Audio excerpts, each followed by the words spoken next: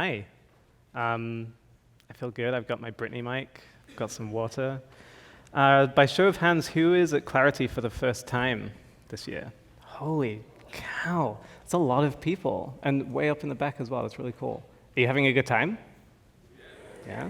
Okay, I'll try my best not to spoil that. I put this picture together last year at the peak of some frustration about design systems and how we were talking about them. Probably something that a lot of you have felt too is when we talk about design systems, as Mina pointed out, we tend to focus on components, and almost inevitably we end up talking about buttons as the reason why design systems are important. We used to have a dozen different kinds of button, and now we just have two, and that's great. But I after a few years of working on design systems, I felt like we really haven't made many advancements beyond this kind of story. Really, this is the rallying cry of design systems, is buttons. And this idea obsessed me for a while, to the point where I was like, is this the way that I get tired of design systems? Is that I'm sick of fighting this brick wall? So thankfully, since then, I've been able to reflect with my team and the work that we do and our partners about what opportunities actually lie ahead of us, and that's what I'm excited to talk about today. So, I've been working on design systems since before that term really existed, at least in the way that we use it. And I've always found myself drawn to hobbies that exhibit the qualities of design systems. When I was a kid, I was really interested in this technology. This is Lego Mindstorms. And the model pictures is a bit more sophisticated than what I had as a child, but it's effectively the same thing, and it's a computer that you attach Lego bricks to. It's a computer with a motor in the bottom and inputs and outputs that you can hook up to a Mac or a PC and write programs for using something like this.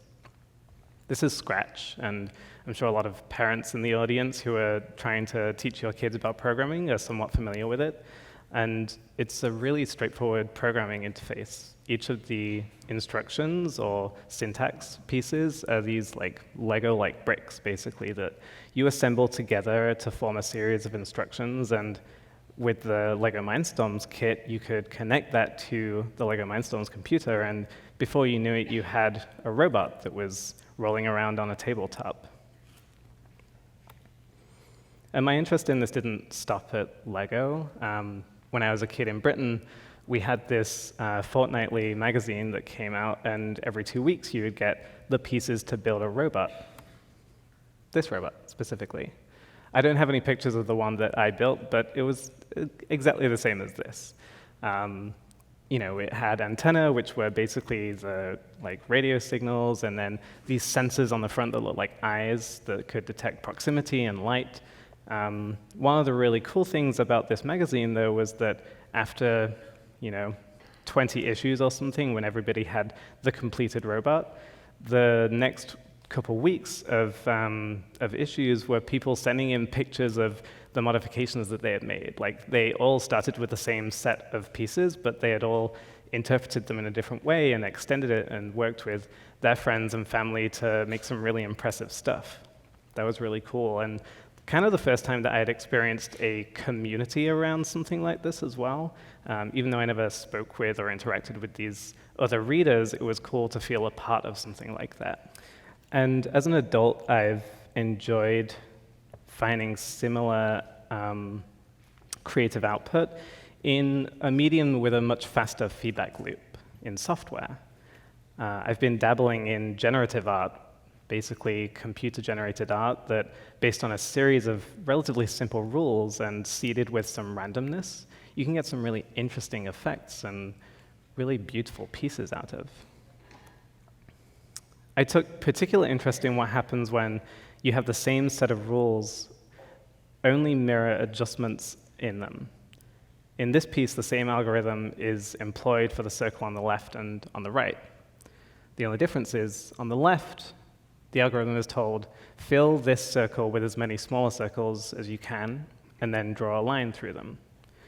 On the right, again, the pattern is the same. Fill this circle with as many small circles as you can, but fill them instead.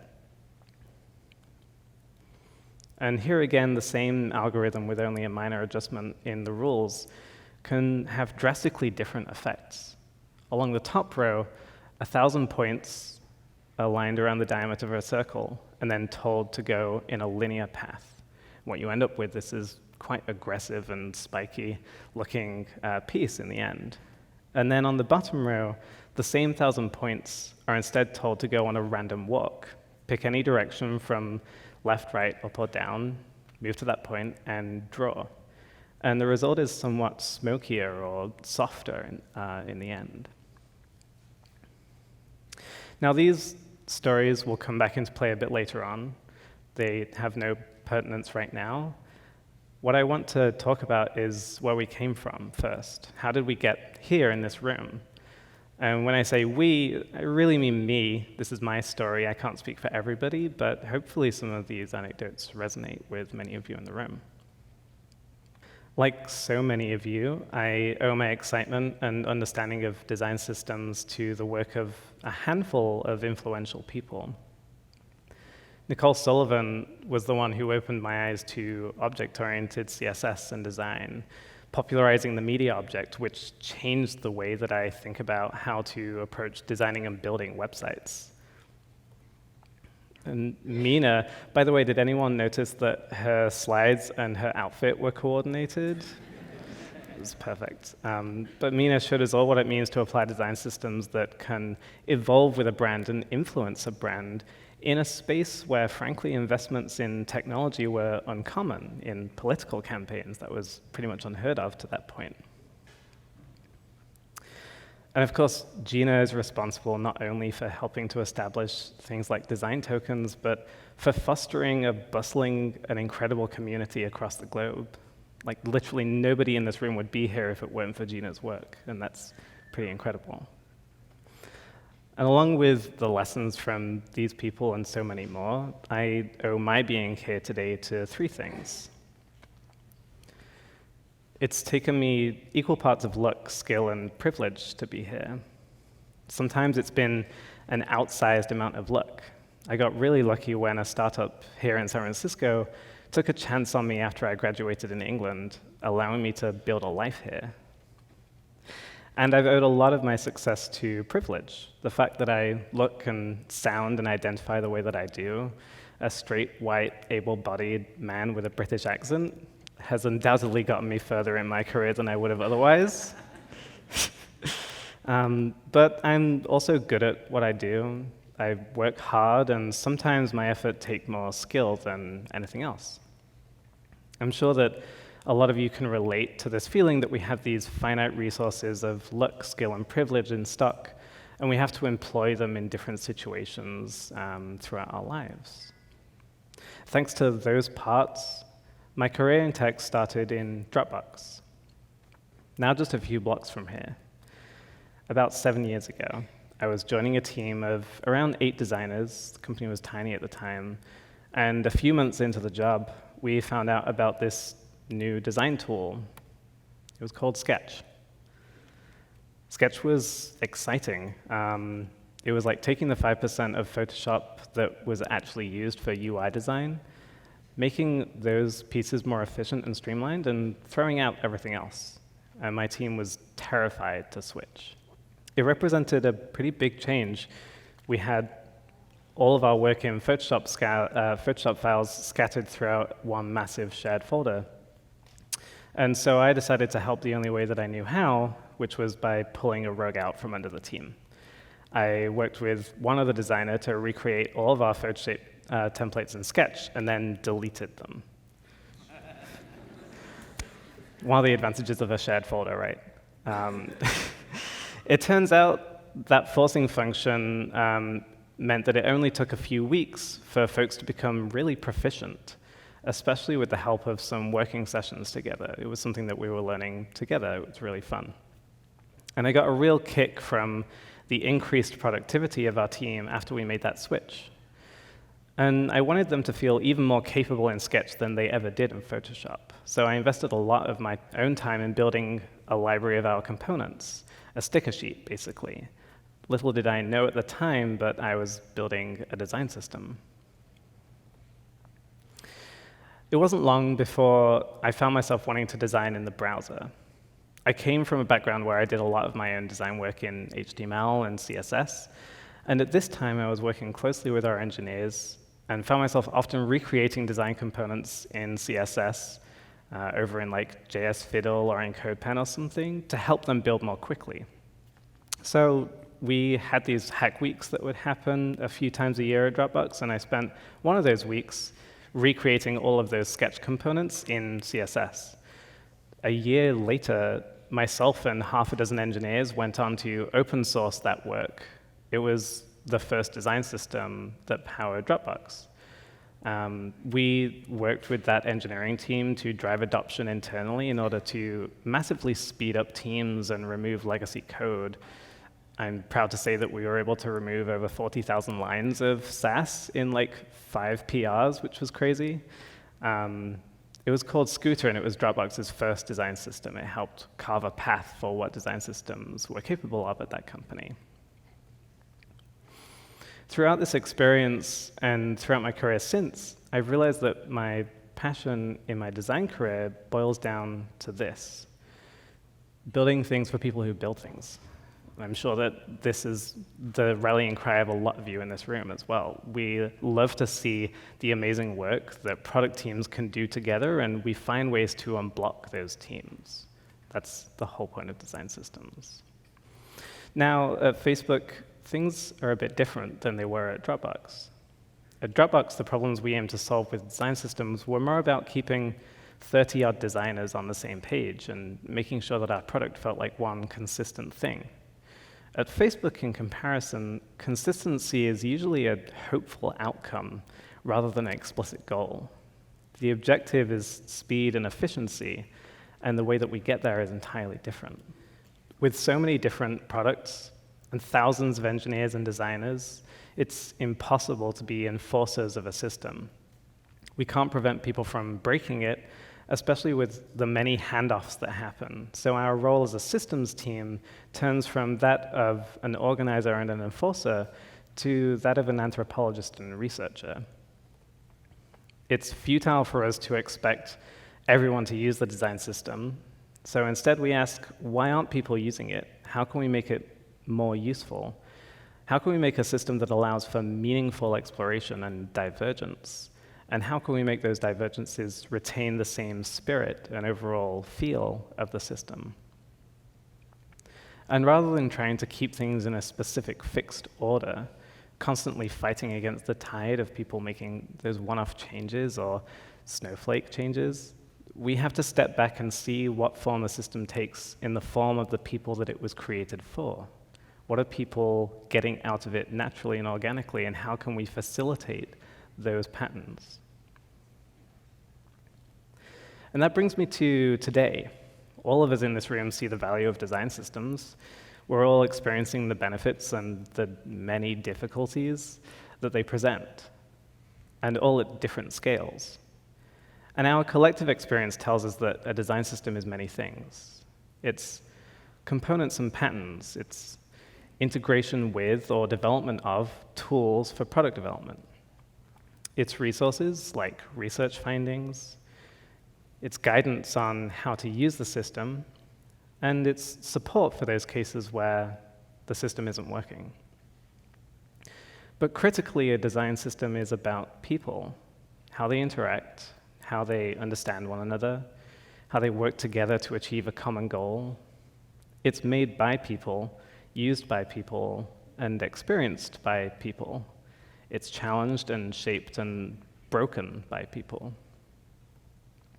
And when you think about it, all those other things, components, resources, guidance, and support, boil down to just 2 essential categories: people and tools. And this is where I want us to start. This is where I think we can think about where we can go.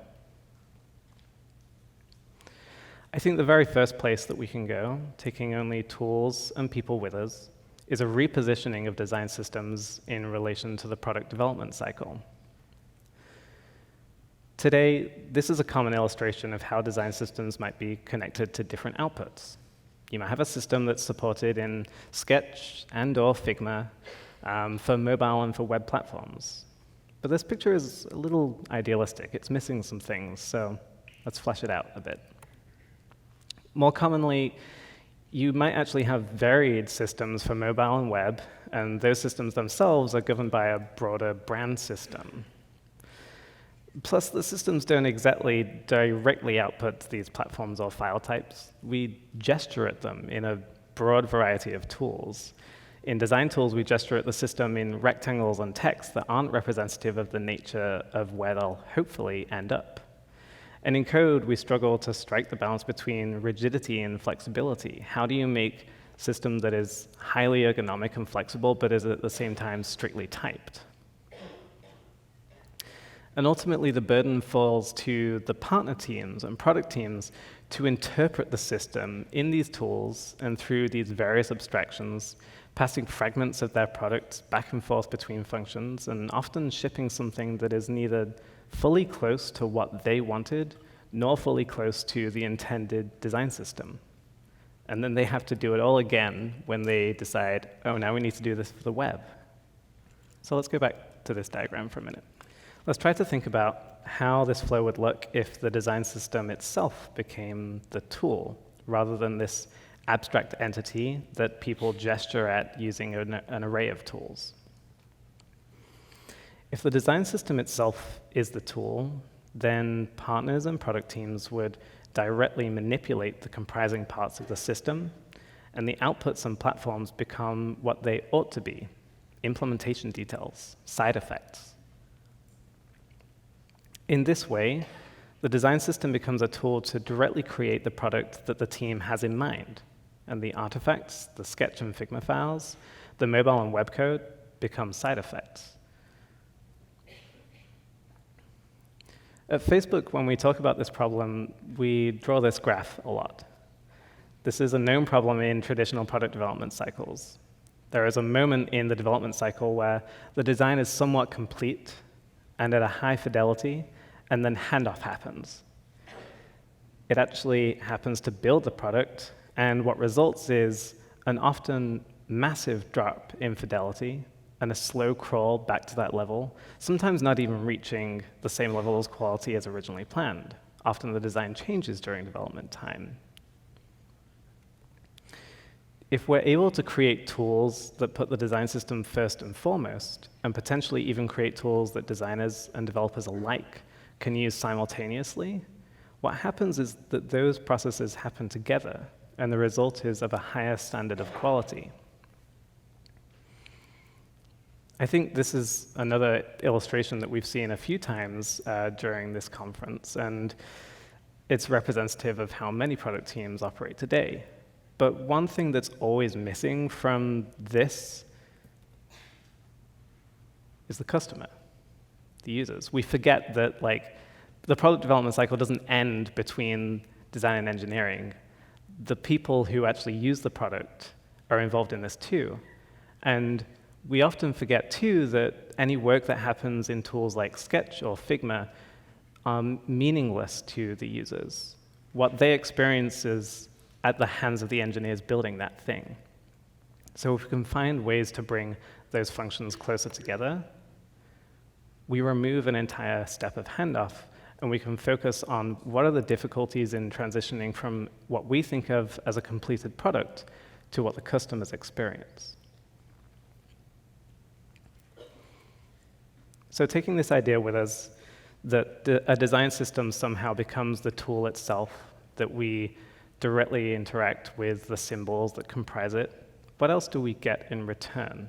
Or where else might we go with this idea? One of those problems is consistency.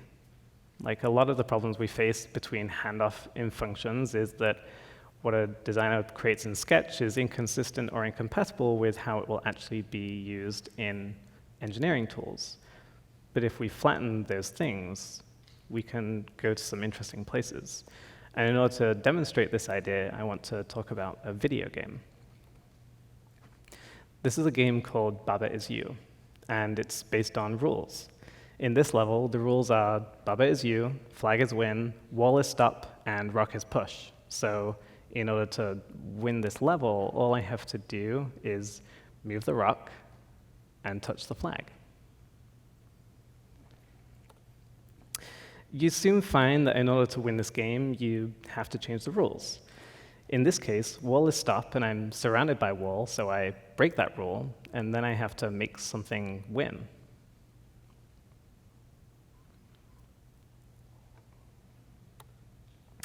The game gets progressively more creative. This is the same level as the last one, except this time wall is you and flag is stop. Baba is nowhere to be seen, so I need to make something on the screen win.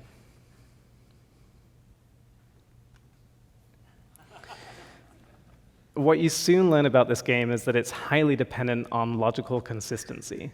I can't change a rule like Baba is you without making something you. If there's no you, then nothing is you. You can't win the game if you don't exist.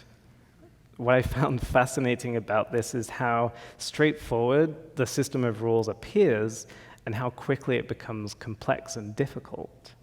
It so well demonstrates how quickly complexity can manifest in a simple world.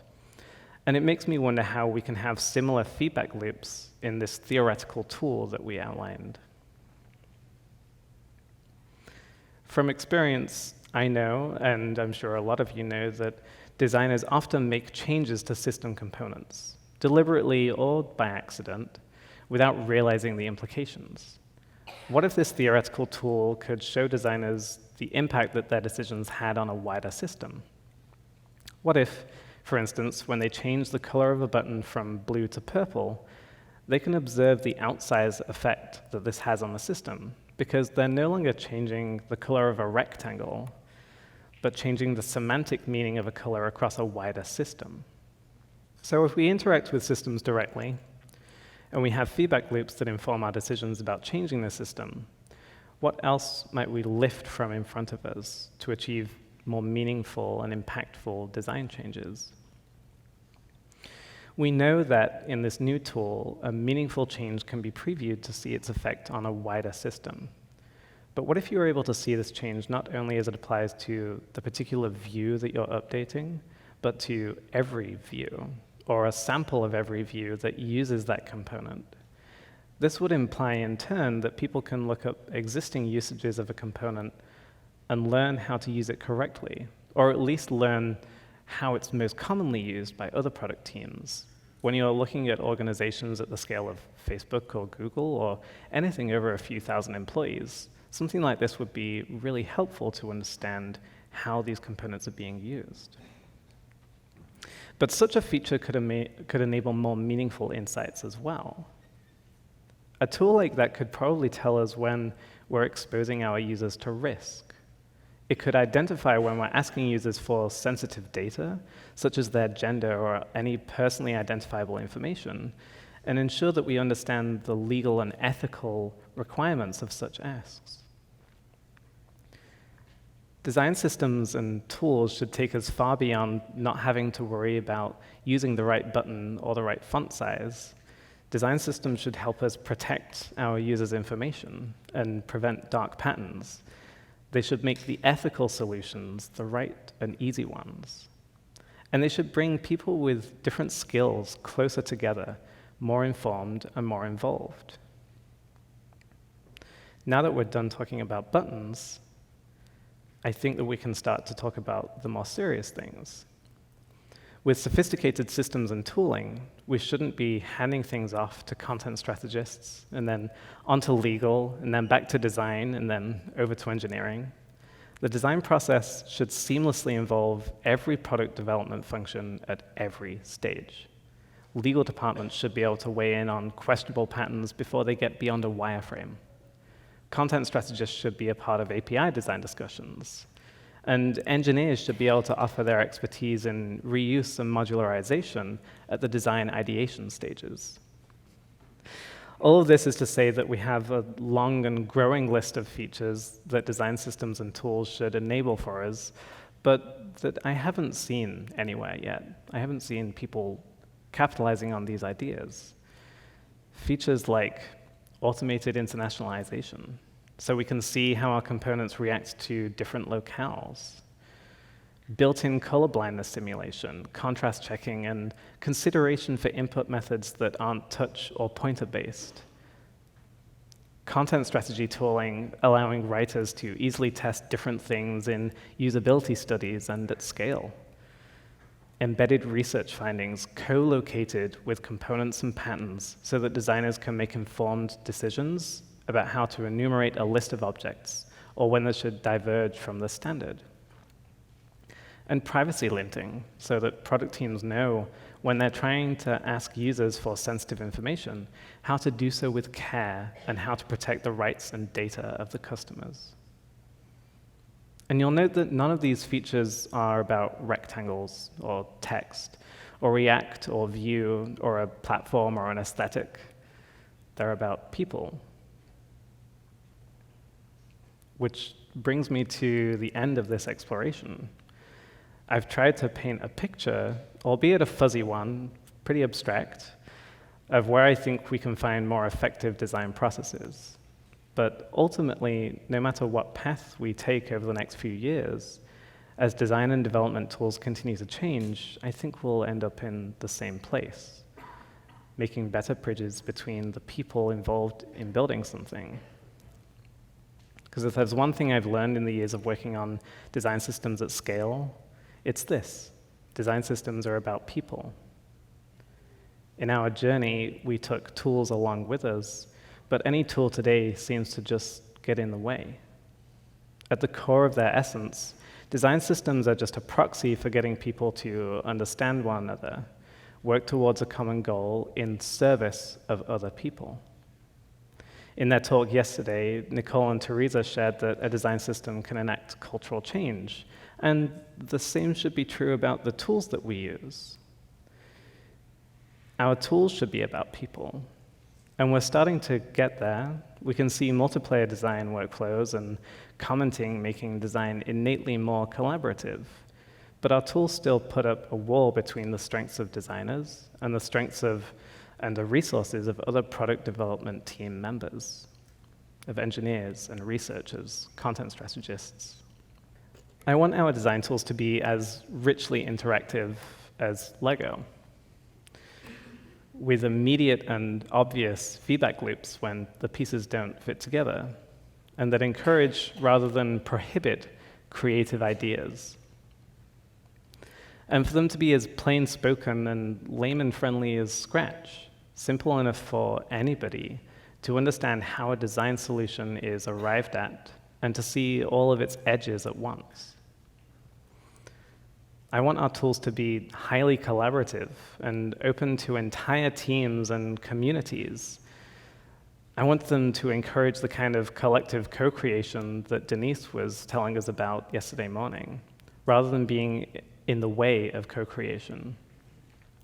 And to put people at the center of all of this, allowing everyone to offer their expertise, sounds like the only way that we'll build truly amazing things. And I hope, if nothing else, you leave today feeling inspired to work more closely with the people outside of your immediate sphere. That's the only way that we can do effective and impactful design work. And the only way that we can go far anywhere is together. And it's up to all of us to decide where we can go. Thank you.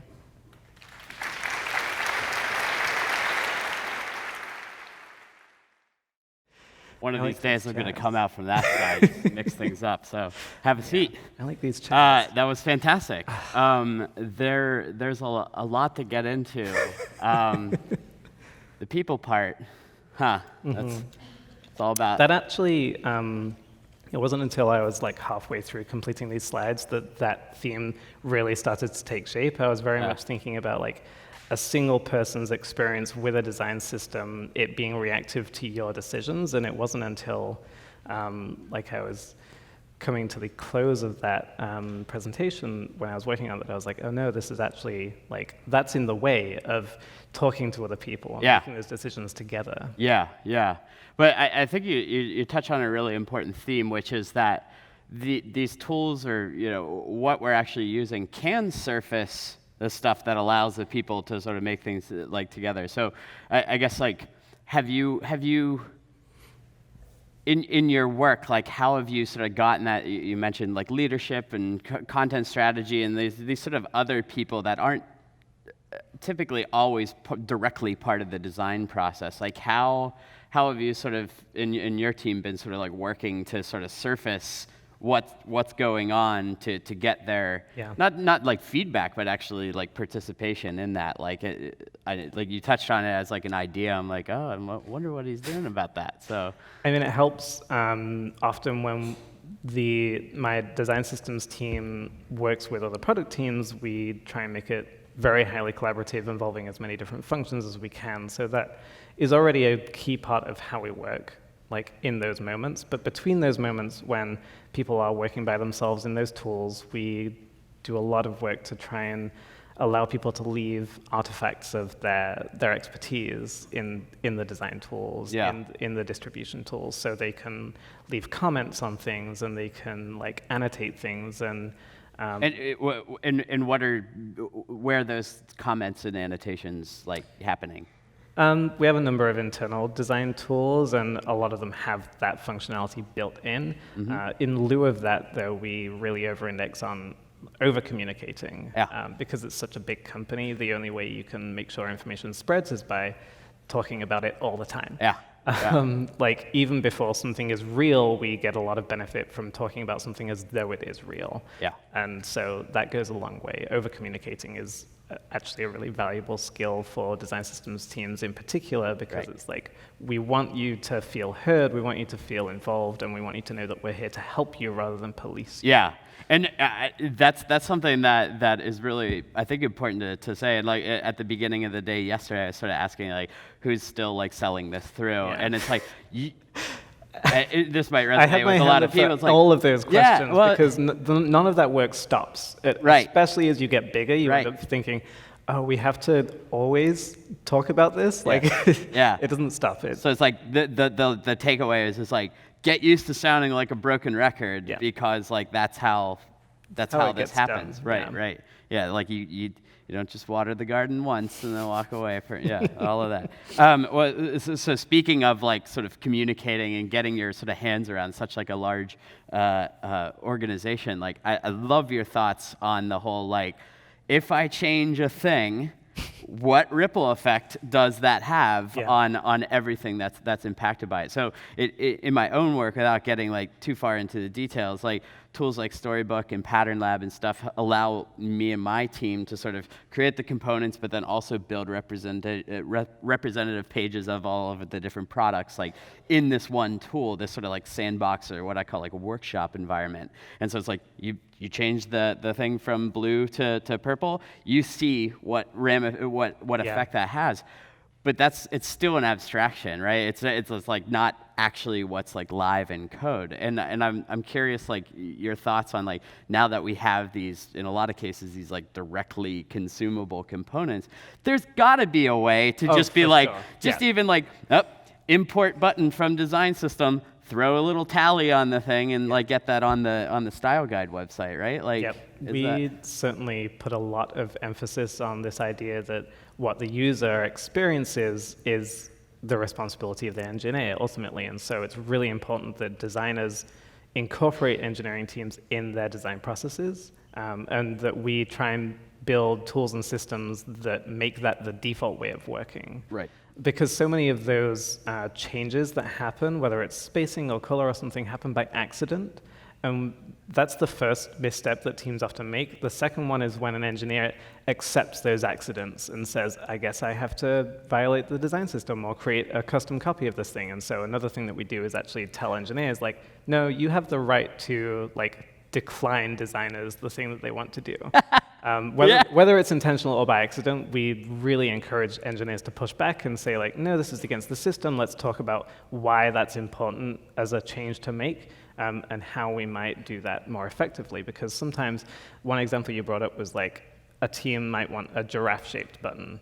And yes, for the most part, Denise's response to that was correct, which is like, you should go find a different team. Like, this isn't the place for you if you're pushing that much against the design system. But the counter argument to that is like, what if your customer wants a giraffe shape button? Yeah. Like, what if that is the value that the user gets? Yep. And so we still need to find ways for teams to make those decisions and test them and then give us the results back and for us to learn from those changes. Yeah, it's like like a lot of times it's not like so narcissistic, where it's just like I like the giraffe-shaped buttons. It's more like, no, this is my hypothesis is that giraffe-shaped buttons are going to perform well, and it's like, okay, entertain that. I think accessibility is actually a really good case of that, where many design systems, it's classic in a lot of product development where accessibility certainly is left until the last moment. It's like something ships and then a ticket is filed because somebody can't use the product, and then it's like, oh, we'll deal with that later.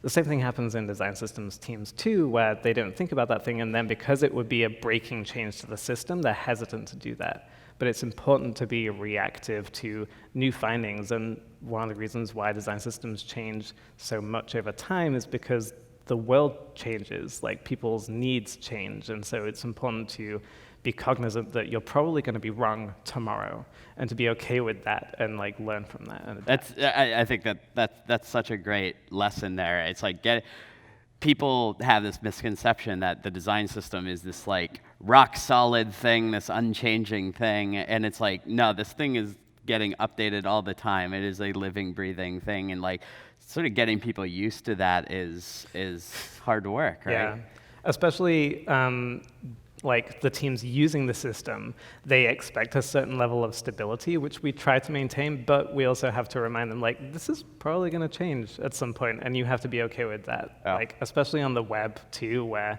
there's no such thing as pixel perfect consistency across things. It's been a learning lesson for a lot of teams that we work with, I think, to embrace responsive design and like different browser environments and all that stuff. So. Yeah. This is a question from Abla that asked on Twitter, and this sort of got flagged in my own brain as well, where you sort of mentioned it's like it's ludicrous to think that a company as large as Facebook is all going to be sort of using the design system and stuff like that, and there's actually like a fair amount of divergence that happens, or like people use it and take it, customize it, or just like don't do it, but you sort of like you're like, I still wanted to like capture the spirit of that. Like I guess Abla's question, like so specifically, is it's like how do you measure that? Like basically, like how do you measure adoption period, but then also how do you like keep track of those divergences and those sort of like other things? And so do you just like throw up your hands and be like, yep, I understand there's just going to be this like stew of other stuff and like we can't keep track of it all? Or are there ways to sort of go like, okay, like this is using the system, but it's customizing it in this way, or this isn't using the system, but it's like sort of miming it in certain ways. Like how do you sort of tackle that and get your arms around it? We have quite a lot of instrumentation around like measuring the design system, and we had the luxury of having these internal design tools teams that we work very closely with to think about how do we measure this and how do we allow for exploration. So one idea we've talked about a lot is being able to use real React components in design, something that is possible not just at Facebook, but using tools like FramerX as well. Sure. But going a step further and actually being able to say, I have this design system button or component, talking about buttons again, but being able to explode it into its parts, and then making a record of that moment in time and every change thereafter, and being able to say like, okay, they exploded this thing, they changed the font weight, and they added a new icon or something. And having measures to track that would be really huge for us. Right now, we're kind of proxying a lot of that. Yeah. So we have what is essentially sketch symbols, but inside this design tool that we have, so people can explode it. And we're working on analytics to be able to track those things, especially identify when it's entire teams who are doing that frequently, and just going to talk to them. Like we set up meetings with a ton of different teams just to understand what's hard about the system. We have a really hard time forcing people to use it, but we get a lot of value from understanding why people don't want to. Oh, yeah, fantastic. Well, I'm sure we could talk a lot more. Are you around for the rest of the day? Yeah. So, all right, everybody seek Dan out. Everybody give it up for Dan Eden. Thank you.